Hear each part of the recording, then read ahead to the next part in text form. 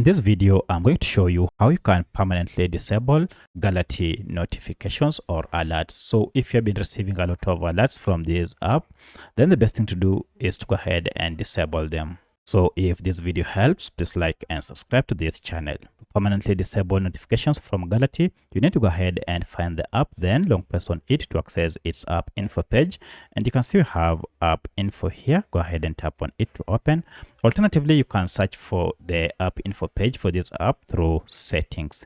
From here, you need to go ahead and scroll down to permission section and look for notifications. Currently, you can see notifications is turned to yes here, and we have a lot of notifications. If I open, turned on.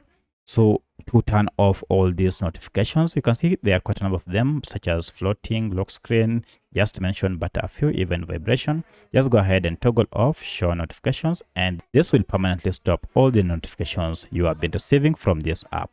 So that's how you can do this. Unless you go ahead and turn on again, you will never have this issue.